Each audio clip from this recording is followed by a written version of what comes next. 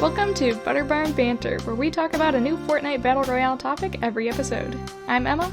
And I'm Anna, and today we are talking about general gameplay. But first, we thought we ought to explain the name of our podcast for people who aren't familiar with what the Butter Barn is. The Butter Barn was a location in Fortnite Battle Royale back in Chapter 2, Season 5, and it was where the character Mancake, who we talked about briefly last episode, was. And it's basically a pancake restaurant, and it has a whole theme song and everything. It's really great. And it made a reappearance on the mothership in last season, Invasion.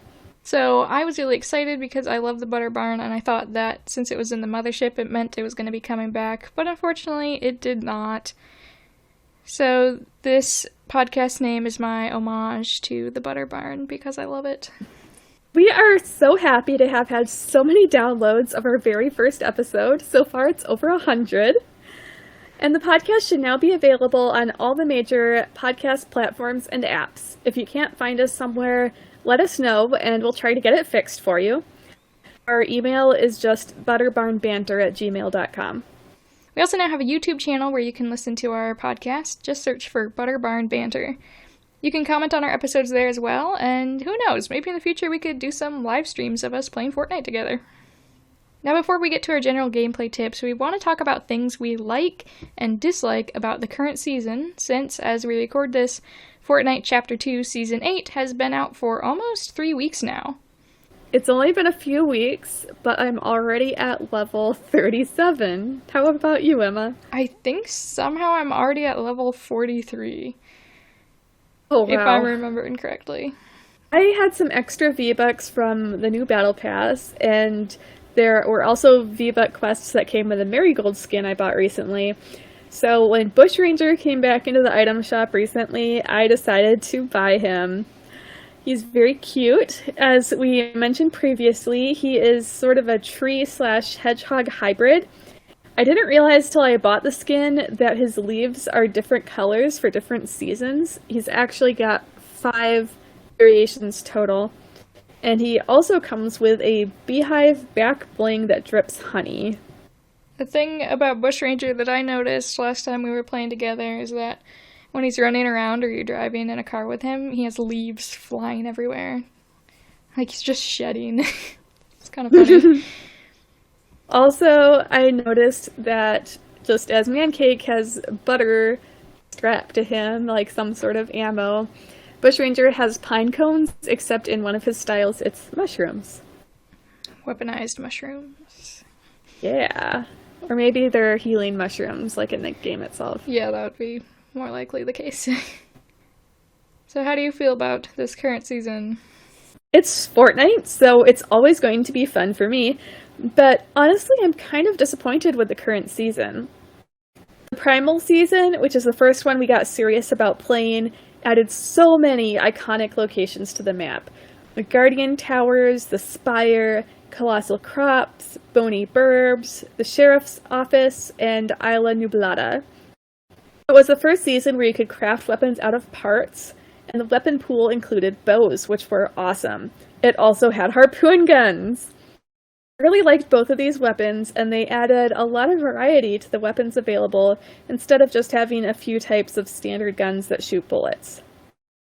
Primal also added animals, including chickens, wolves, boars, frogs, and raptors, which I often refer to as dinos because raptors can also be a kind of bird, but they are dinosaurs.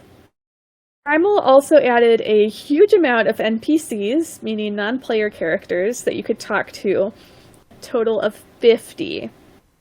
There were some really memorable skins and NPCs, some of which we mentioned in our previous episode, such as Lara Croft, Raz, and Cluck. Yeah, I think that was a great season. I loved the bows and all of the different characters. It was really fun. And then in the next season, Invasion, the spire in the center of the map was destroyed and turned into the Aftermath, which is basically a big crater. The entire season was alien and UFO themed, so the town Holly Hedges gained low gravity zones from the aliens. We lost bows and harpoon guns, but we got UFOs we could fly around the island and shoot at people or pick things up with the tractor beam. There were aliens called trespassers that would come out of the UFOs to attack you, and there were alien parasites that could attach themselves to your head and take some of your health, while also allowing you to jump higher.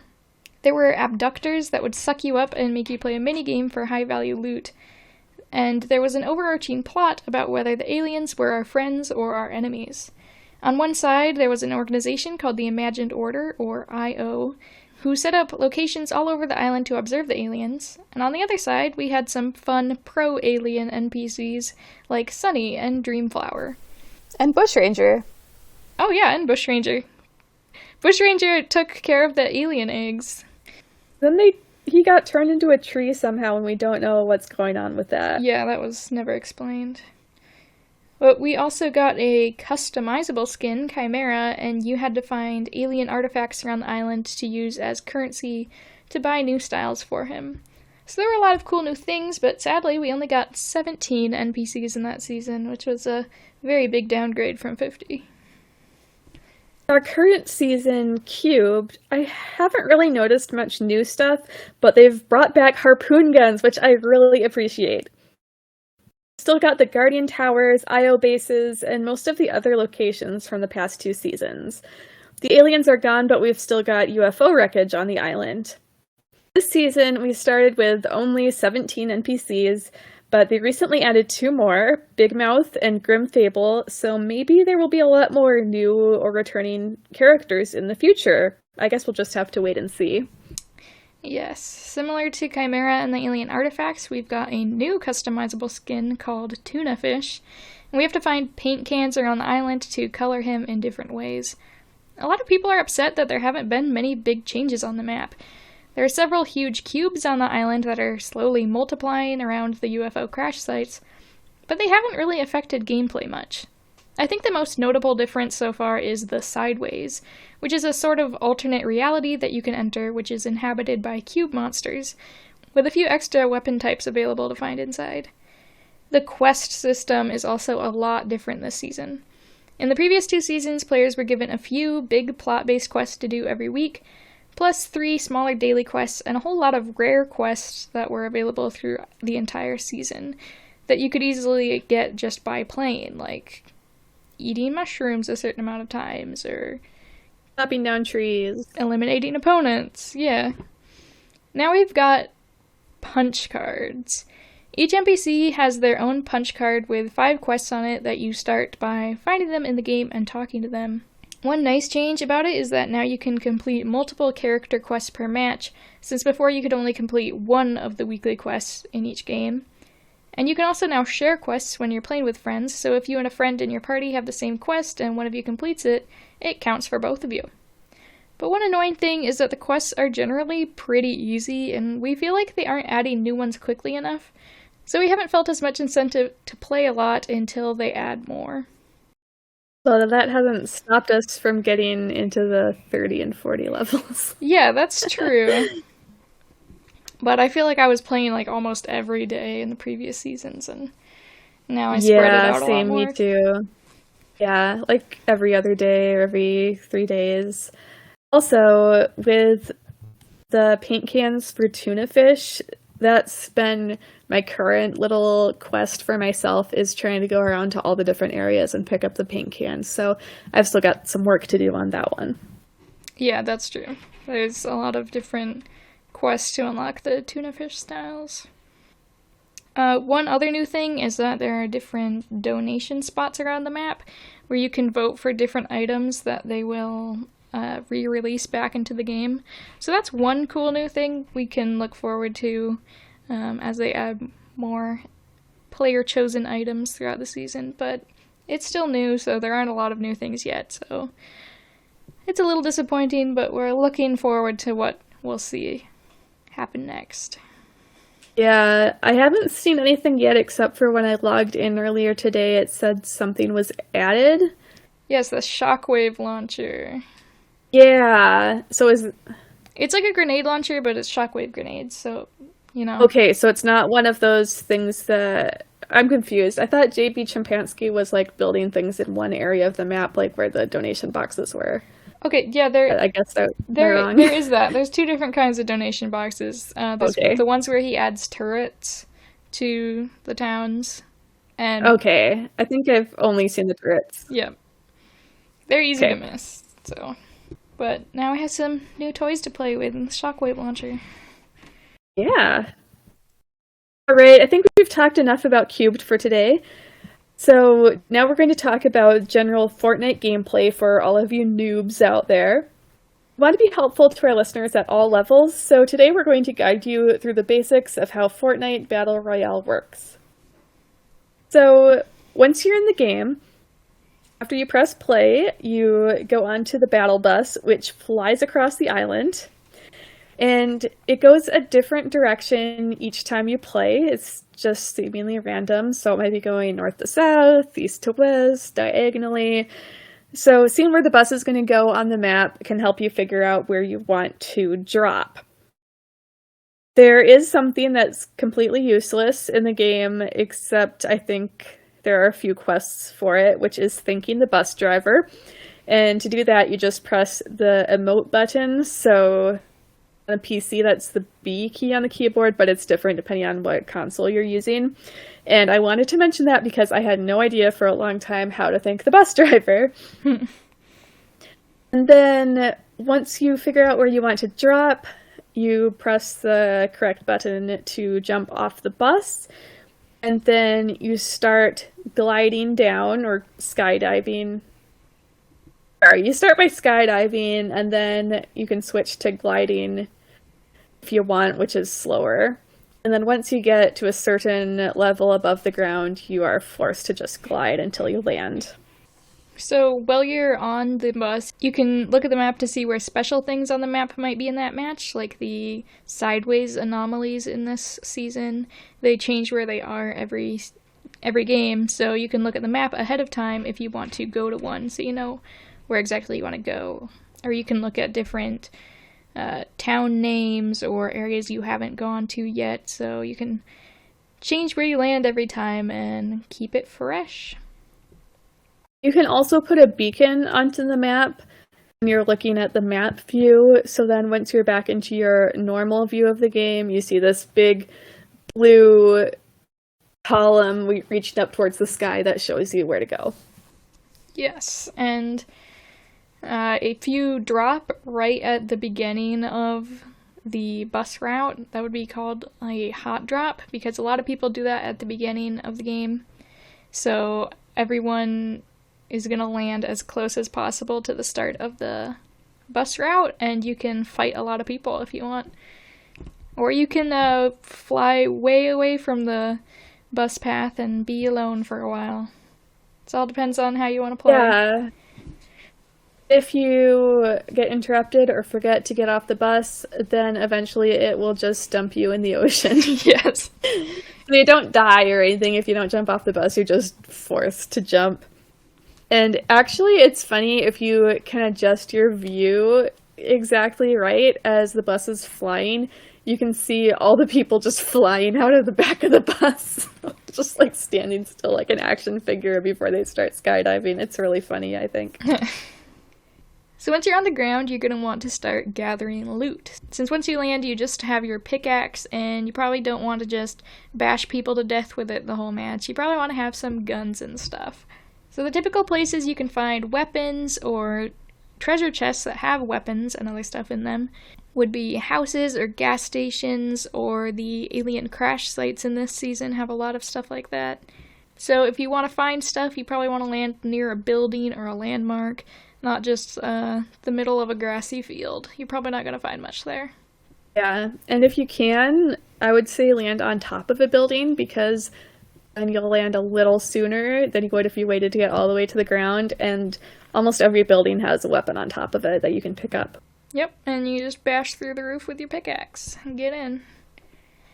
You can do that, yeah. Yep. Or you could just drop over the edge and walk in the door, but whatever you want to do. You've got unlimited options. There are several kinds of guns. So there are rifles, submachine guns, shotguns, sniper rifles. Those are the main ones, and they come in different varieties. And it depends on the season. They switch them in and out, just called vaulting and unvaulting weapons. So, for example, this season there is the burst assault rifle as well as the regular assault rifle. And I think they got rid of the tactical shotgun this time. Yep. And they They have replaced it the with the lever lever action. action. Yep. Okay. Yeah. So I am by no means a weapons expert. We'll probably spend an entire episode in the future just on weapons because I still don't know a whole lot about the differences between the guns in terms of how much damage they cause. I assume that's why there's so many kinds, is that they've got small variations to what they can do. Of course, a rifle versus a shotgun, they're going to shoot much differently, but I mean like between the different kinds of rifles or the different kinds of shotguns. Yes. And there's also different rarities, like gray. Yes. A gun surrounded by gray is common, green is uncommon, blue is rare, purple is epic, and gold is Epic. legendary. And as that goes up, the gun is... It's the same type of gun, but it will do more damage or aim more accurately. So you're going to want to find a better color of gun if you have the option. Yeah. I would say the highest color I typically see in a game is blue. And you generally have to find the purple and gold ones through, say, supply drops or buying them from a character. But every once in a while I found one in a chest, and if someone gets killed, they drop all of their weapons. So if you find like a pile of weapons and other stuff somewhere, that means someone was eliminated there, and you can just take whatever of their stuff you want. Yeah. So, do you want to talk briefly about what each type of gun does? Sure. So a rifle is good for... Rifle is a big gun, and it's meant more for shooting at a distance. Yeah, rifles are what you're going to want to do for mid to long range fighting. They're actually basically my default gun. I prefer to have an assault rifle over anything else, but that is different for different people. Yeah. They're usually automatic, so you can hold down your fire button to repeatedly shoot, but that will make the accuracy gradually get worse, so it might be more accurate if you just press one at a time for each shot you fire. I don't think I knew that. Wow. I always just press once. There's also pistols. I'm not sure how I'm not the sure, damage like, why you'd compares. want to use... I like pistols Yeah. though. Pistols might be more accurate, or maybe it's actually vice versa. I'm not sure, but I think they fire faster. Although they're not automatic, so you do have to click each time, but it will go faster. I don't know. Okay. I like them. They feel fun and snappy. I also want to say that pistols seem to be able to shoot pretty far.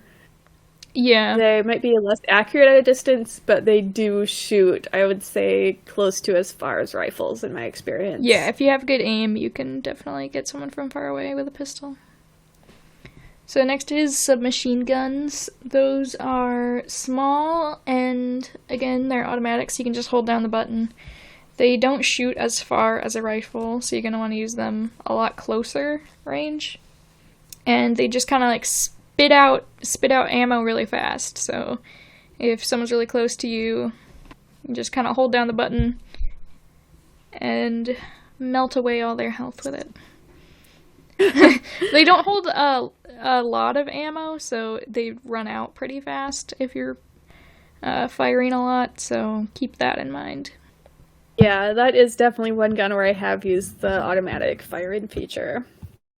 I also want to say they are not submarine guns. For some reason, for a long time, my brain was confused, and I thought that submachine and submarine were the same word, and I have no idea why. And then I felt so weird when I realized, oh, these guns have nothing to do with submarines. They'll come out with a submarine-shaped one and really confuse you. Maybe. So next we can talk about shotguns. So shotguns shoot out a lot of tiny bullets at the same time, and they are much better for close range. You are not going to be able to hit people very far away with them. Yeah, you Since they shoot out wide spray, you don't need to be quite as accurate, so they're good for running up close to someone and getting them at a very, very close range very quickly without having to think about it. And there are sniper rifles, which are one of my favorites. And I think it was in the Primal season, there were just regular sniper rifles, and this season there are automatic sniper rifles, which are awesome because with the regular ones, you had to stop and wait for your character to reload the gun in between every shot, and that was so annoying. But with the automatic ones, you can shoot multiple ones while still aiming, and it does less damage, though. Yeah, I think the main reason, though, that I like them is that when you aim, it zooms in really far, so it's much easier to aim at someone far away if you have a sniper rifle. Yes, but they're going to be very useless at close range, so... Yeah, I tried to shoot one at close range recently, and I don't even know if I hit the person. I don't know. That was not my best move. I also want to mention harpoon guns. Oh, yeah. So, harpoon guns are not reloadable. You have 10 shots in a harpoon gun. They only count if they hit something, though. So, when you shoot the harpoon gun, a harpoon shoots out on a rope. If it doesn't hit anything, it comes back to you, and you still have the same number you had before. But if it hits something, then that takes one of your uses of the gun away. If you hit something with it, or hit a person with it who has enough health, or an animal, it will grab onto them and pull them close to you, which can be really dangerous because you have to defend yourself even more. But if their health is low enough, it will just kill them on impact, and I really like doing that. And also you can use them to fish. Yeah, that's probably the main purpose of a harpoon gun, is for fishing. But they are... You can't use them as a strategy, though. You could reel someone in with a harpoon gun and then shoot them with a shotgun if they were too far away. Yeah, if you're that fast. Yeah.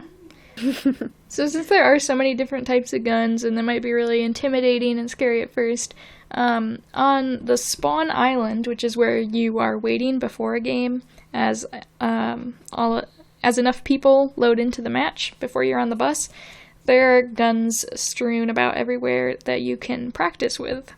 So if you've never tried a certain gun before, you can look around for a minute, find it on Spawn Island, and practice shooting other people before you're actually in the game, so you don't have to worry about dying. Yeah. I do just want to specify that on Spawn Island, when you're waiting, anything you do there does not come over into the actual game. So if you picked up any guns there, they're gone once you get on the battle bus. They're only for practice. Yes. So, what do you need to shoot a gun? You need bullets. So that's where ammo boxes come in. Ammo boxes are small, green, and cube-shaped, and they can be in buildings or outside of buildings. I would say they're usually pretty easy to see, even though you would think they'd be kind of camouflaged by their size and color. And those generally just have ammo in them, just bullets. Yes, and there's different types of bullets that different types of guns use. Yes. Like, light ammo is what you would use for a submachine gun, shotgun shells for shotguns, and stuff like that. And you can go into your inventory and look at the descriptions of the guns you have so you can know what ammo they need. Yep. And when you pick up ammo, if you have the appropriate gun for it, it will automatically show up in your inventory. So, like, if I have a rifle and I don't have any bullets, and I pick up 100 rifle bullets, it'll show that I have 100 shots available. But you still have to reload before you use it. Yeah. So keep that in mind. There is a reload button on the PC. It's the R key on the keyboard. And once you run out of your magazine of bullets, the character will stop and reload the gun. But if you're only partially through the magazine of bullets, you can just press that reload key and do it right away. So if I'm just running a long distance and there's nobody around, I like to use that time to reload all my guns to make sure they're ready to go. Yes. There's also large ammo boxes, and How would you describe those? I feel like They're longer. tote bags. Yeah. But that's not quite They're right. kind of like a blue-green color. They're like a They got like a little handle on like top, right? yeah, they're like a toolbox. Yeah. Yeah, I think But, that's the best yeah, description, a toolbox. like a blue toolbox. And the nice thing about the large ammo boxes is that sometimes they also have small shields in them, but we'll talk more about shields in a minute. And then the other type of ammo boxes are red toolboxes, and those also have nuts and bolts in them, which you can use to craft different types of guns. Yeah. Like if you had a lever action shotgun or something in this season, you could craft it into a charged shotgun with the nuts and bolts. And there are different types of chests, which are similar but larger than the ammo boxes and have different things in them. So a normal chest is just brown and made of wood, so like a pirate's treasure chest. And then there are rare chests, and those are more metal, is that correct? Yeah, they're like I blue haven't with seen them in a while. silver on them. Yeah, I think they kind of glow. There are specific IO chests in the IO locations, and those are very long and black. And they can be hard to see because they're actually similar containers around in a lot of those areas, but they don't open, whereas the IO chests do. And the IO chests have some of their own specific weapons inside them. And then this season, there are sideways chests, which are only in the sideways and have their own special items inside them. Yes. So most of the time, you'll just be coming across the normal chests. Also, if you have to open chests or ammo boxes for a quest, I believe you do have to actually open them. You can break them open with your axe, but I don't think that counts towards quests. No, it does not. It can be really nice, though, if, say, you hear a chest above you because they make kind of a shiny sound. Yeah. I don't know how better to explain it. Then you can use your pickaxe to just pickaxe through the ceiling, and that will automatically break the box, and the contents will just rain down upon you. So that's a nice, easy way to get a chest that's above you instead of trying to find a way to get up and open it normally. Yeah, so if you hear a shiny sound, it's probably a chest somewhere. And chests usually have some ammo and a weapon and a healing material. Maybe some other things too, but that's generally the three things that I'll have in there, unless I'm forgetting something. That sounds right to me. Okay, so let's talk about the healing materials. Or the healing items. So when you start the game, you have 100 health points, and that is shown in green. And then on top of that, you can add on another 100 shield points, which are blue. So if you have shield points and someone shoots at you, the shield points will slowly decrease, and you'll keep your health until the shield's all gone, and then you'll start losing health. And if you lose all your health, you're eliminated. And to get shields, there are several ways to do it, but there are, first of all, regular shield potions and small shield potions. So you might find these lying on the ground, or get them from an NPC, or find them in an ammo box or chest. The small ones each give you 25 shield points. However, you can only drink them until you have 50 points. So you can't drink 4 of them to get to 100. You can only drink at most 2 to get to 50 points. If you have a lot to choose from, then what you need to do is drink 2 of the small ones and then 1 of the large ones, which will add 50, and then you're at 100% shield. You can drink a normal one at any percent shield. Yes. There are also shield fish you can catch, and those will add to your shield numbers. I don't know the exact numbers, but it can do that. And also, there are slurp barrels that you can break with your pickaxe, and it will splash onto you, give you some shield. I think those actually heal you, too. Yeah, yep. The slurp fish do too. Yep. They'll bring up your health to 100 before they start adding shield, but the shield potions don't improve your health at all. Anything with like slurp or chug in the name, I think they heal first your health and then they add shield on top of that if there's room for it. But the potions just add shield, they don't add any health. Then a really cool thing to do is if you find a semi-truck that says slurp on it and hammer it open with your pickaxe, it will completely drench you in its contents and you'll get 100% of both health and shield. And if you're playing with a partner, they should stand next to you so they can get splashed as well. Yeah, you can do the same with slurp barrels and chug splashes. If someone's near you, then they will get the healing too. Yeah.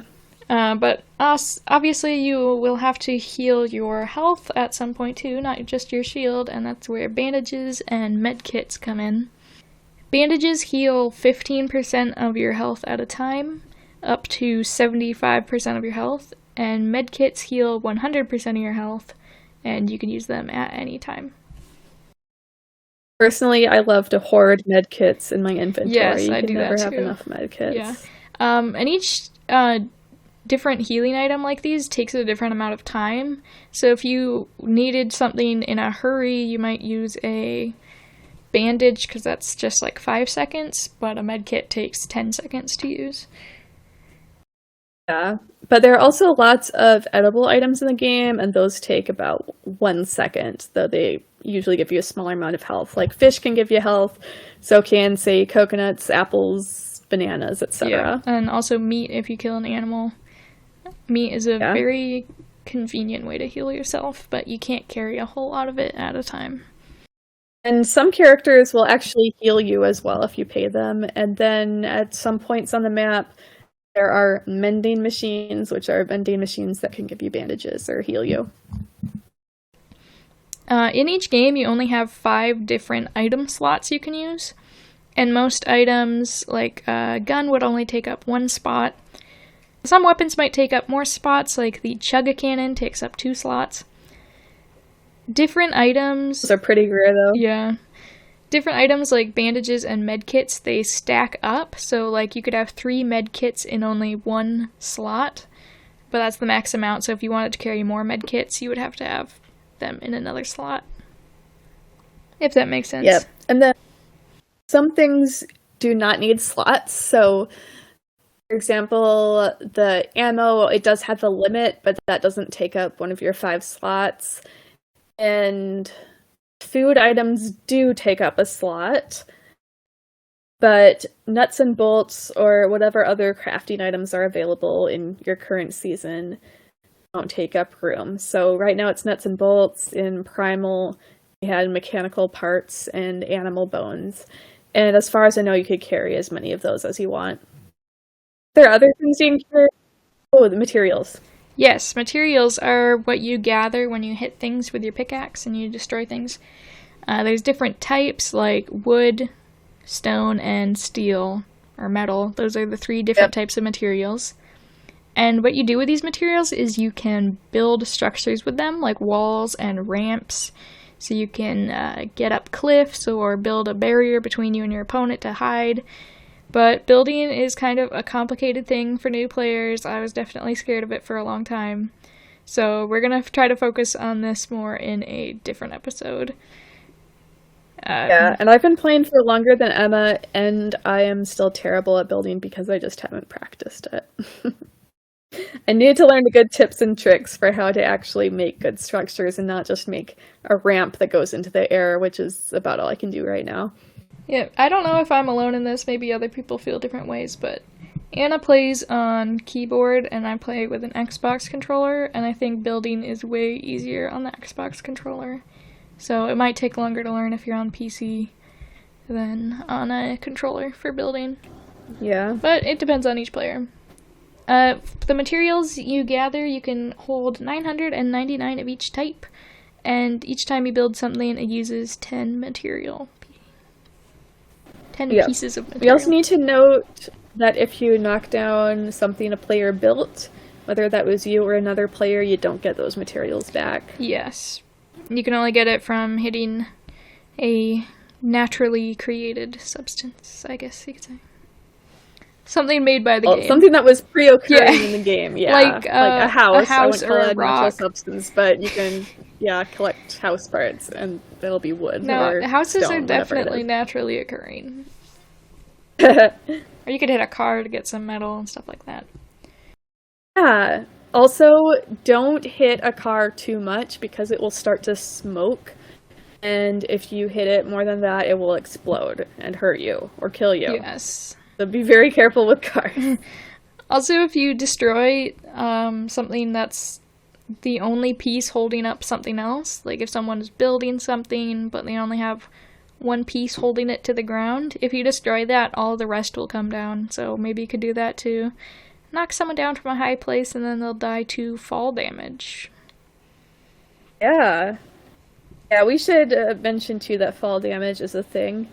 So this can occur if you're injured and are pushed off something, but even if you're jumping off something, depending on how high it is, you can get fall damage and lose some of your health when you land. Yes. And I have died due to that at least a few times. Yeah. Where I just jumped too far and was gone immediately. However, you can jump off a zip line and you'll be fine. I learned that recently. Zip line equals fine. There's a rhyme. Oh, that's good. Also, if you land in water, you will not get fall damage. Oh, that's right. For example, if you're going over a waterfall, even though that's scary, you'll probably survive. Or if you're in a car and you drive off a cliff, you might get some damage, but usually you don't. Oh, yeah, that's right. We should probably talk a bit about cars. Oh, yeah, sure. So there are different kinds of vehicles all over the map, and you can just take them because they don't seem to belong to anybody.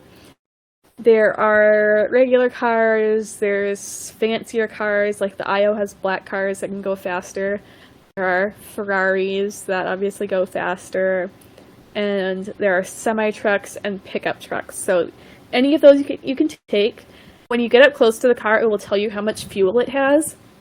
And you can refuel it either by picking up a gas can somewhere on the map or by going to a gas station and using the gas pump there.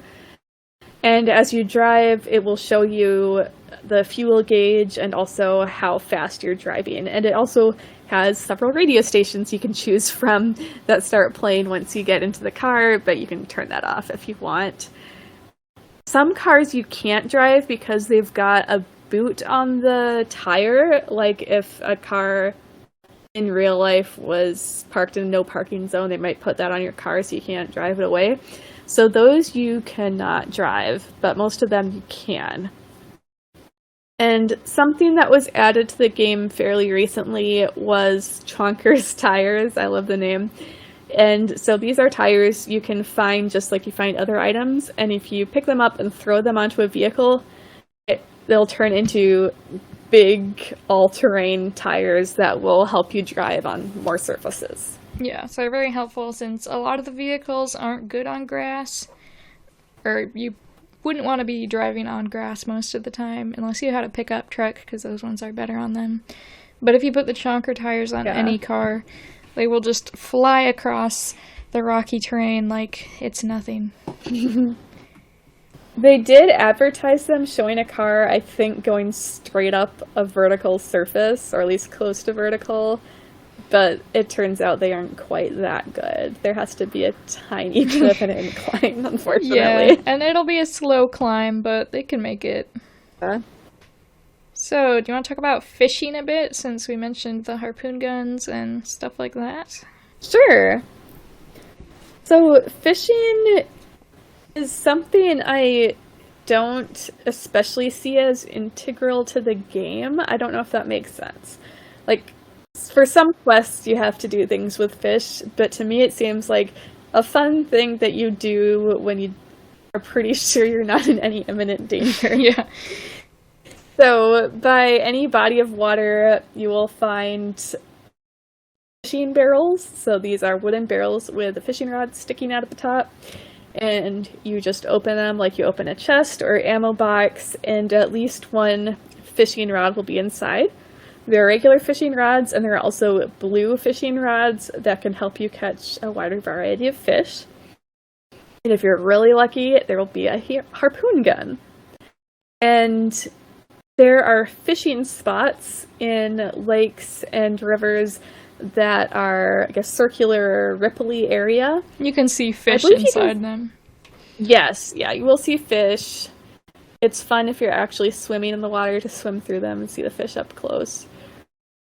But I believe you can fish other places, it's just less likely to work. But if you fish in a fishing spot, you will get at least one fish eventually. However, wherever you fish, you're not guaranteed to actually get a fish. You might get a gun, you might get ammo, you might get materials. I think occasionally you'll get a rusty can, which currently I don't think you can do anything with. Yeah, usually the stuff like ammo or rusty cans happens when you're not fishing at an actual fishing spot. Okay, Yeah. good to know. Yeah, I rarely have fished at non-fishing spots. And then eventually the fishing spot will go away once you've taken enough stuff out of it. And I feel like so many other video games, fishing takes a little while to get used to, figuring out exactly when you need to pull the fishing pole back out of the water and actually have something on the end. On the other hand, I think harpoon guns, at least in my very small experience, are pretty much guaranteed to pick something up right away. I'm not sure if it's got a better chance at getting a fish than a fishing pole does, but you don't have to wait around like you do with a fishing pole. Yeah, fishing is just another way to get different healing items or guns. So, Yeah. it also takes probably more time than opening a chest, but you'll also get unique items, so you might want to try it out sometime. Yeah. Also, in your Fortnite account, there is a part called Collections, and one collection is for NPCs, so they're added to your collection when you talk to them, and then there's another page just for fish. And I have not yet completed a whole fish collection in any season. So now I have to start over with the current season. But yeah, there's a huge variety of fish, and it depends on what fishing pole you use and what part of the map you're on, and some are much more common than others. So yeah, there's a whole lot you can do with fishing, and I've actually played in other game modes just to get more fishing time in a safe location. Yeah. You don't have to worry about being killed. We should talk about money next. Okay. So money is known as gold or bars.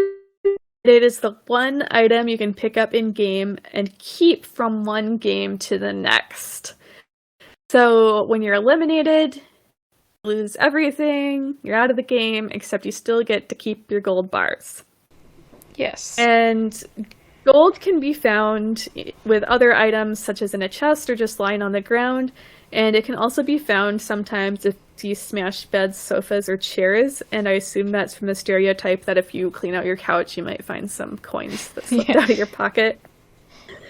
And really the only thing you can use these for is to buy items from NPCs. So some of them will heal you, some will show you where the next storm phase is going to be, some will sell you weapons. There are also weapon upgrade benches that take gold for payment as well. I guess we should talk about the storm. Oh yeah, we didn't talk about the storm yet. I was about to ask you, like, what do we have left to talk about? It may be an obvious thing, but if people don't understand the storm, we should explain it. Yes, so when you drop onto the map, there's a few minutes with no storm. Well, a few seconds. Really? Okay, I just feel like it minute. doesn't show up for a long time. Yeah. There's a little countdown timer in the upper right of the screen that counts down until the next phase. So the storm is this big purple area that gradually encroaches on the map from all sides. So basically you're in the eye of the storm, the safe area. Yes. And the reason basically for the storm is that it forces you closer and closer to a center point so that as more people are eliminated, the last few people actually have a chance to get together and kill each other. Yes. Otherwise, you might have people hiding out in all places on the map and never seeing each other, and the game would never end. So the storm encroaches, and if you're caught in the storm, everything kind of goes purple and it's stormy. You'll hear thunder, and I can even see lightning sometimes, and you will start losing health. And the further along in the game you go, the more harmful the storm is, and your health will go down a lot faster. So you want to try to stay out of the storm at all costs, because if your health gets down to 0, you're dead. Yeah, and the storm ignores your shield. It will only get your health. So That's true. even if you have 100 shield, if you're caught in the storm and your health goes down to 0, you will die. Yeah. I will note that you can use healing items in the storm. So if you are caught in the storm and you have medkits or bandages, it's worth it to take a few seconds to use 1 or 2 of those and then make a run for it. Yes, and But it really depends on how much time you have left, because quite a few times I've died while attempting to heal myself. you gotta time it right. And the mini map in the corner will show you a line you can follow, which is the shortest way out of the storm to the circle. Yep. Also, the storm is at a random place each time, similar to the bus route. So even though you might picture the storm from how we describe it as just kind of going across the island till everyone's in the center of the storm is not necessarily the center of the island. So the end of the game could end up really anywhere on the map, just depends on which area the storm decides to zoom in on. Yep. It could be somewhere interesting, like a town with a lot of places for people to hide, or it could just be the middle of a field where you have a very close-up showdown. Yeah. We missed anything else about general gameplay? I think we got most of it. I mean, obviously there's a lot of things we're going to have to be more detailed about in the future, like different types of guns and building, but I feel like we're hitting the main points. Could talk about buildings more, not the ones you build, but the ones already on the map, but maybe that should be its own episode where we talk about the different towns. Yeah, that would be good. So those are the, I guess you could say the bare bones basics of how to get into Fortnite and play for the first time. So you know what things are and how to get what you need. Yeah. Remember that we've got a YouTube channel now. Just search for Barn Banter if you want to comment on specific episodes. Maybe you can even suggest which topics we should talk about next time. Yeah, that would be great. We'd be happy to give any tips or tricks you would like to hear more about. And before we go, we do have an update about the headcanon that Anna shared in our first episode, if you listened to that one. Yeah. For anyone who doesn't know, headcanon is a term from fan fiction. So canon, C-A-N-O-N, means the established reality of a story by the author. Headcanon means something you make up in your own head. So I had said that I saw Marigold as Midas's sister. And then it turns out that the Twitter account Kitsune X Kitsu, who did the original concept art for Marigold, confirmed back in July that they are siblings. So I'm so happy about that. I actually got it right. A lot of people seem to think that they're a couple. Like I mentioned last time, there's a funny roleplay video called Marigold and Midas's Evil First Kiss, and they had her like speaking with a Russian accent like she was a Russian spy. Anyway, I thought it was weird that if they were a couple that they'd look so similar, unless they were in some sort of weird cult where like they both had to scar their face in the same way and somehow both got gold powers. My idea of their background is that perhaps they were either adopted or stolen as children by Oro and Aurelia, who are the like skeleton gold god and goddess characters in the game. And I don't know why their faces are scarred, but maybe that was some sort of condition of them receiving the power of the golden touch. Anyway, that's as far as I'll get into that. But yeah, it seemed really weird that people would be like, hey, they look really similar. They must be a couple. But yes, I'm so glad to know their siblings. I remember at one point in last season when Marigold was an NPC, I was Midsummer Midas and I was running towards where she was on the map and saying, "I'm coming, my sister." And I'm so glad to know that that was correct. Anyway, Marigold is very interesting, and I hope we find out more about her eventually. Yeah, It seems like she really likes cars based on things she said as an NPC last season, but that's about all I know. Fortnite, the story and the characters, they're usually pretty vague about everything, so you do kind of have Yeah. to make up a lot of the story for yourself if you want to see the game in that way. Yeah. Maybe in a future episode we can talk about the new NPCs for this season because they are quite an interesting bunch, especially Fabio Sparklemane. We'll have to talk about him in some detail. Yes, that will be an interesting one. So we hope you will continue to tune in to our podcast so you can hear that in the future. Yeah. Fortnite every fortnight is what we're starting with every 2 weeks. And that might change in the future, but right now it seems to be a good rate for us to record and release episodes at. So thank you so much for listening, and if you have Fortnite-loving friends, please recommend the podcast to them and help us grow so we can get a bigger audience and share our Fortnite tips and tricks and opinions with more people. Thanks for listening, and we'll catch you in the next episode of the Barn Banter podcast.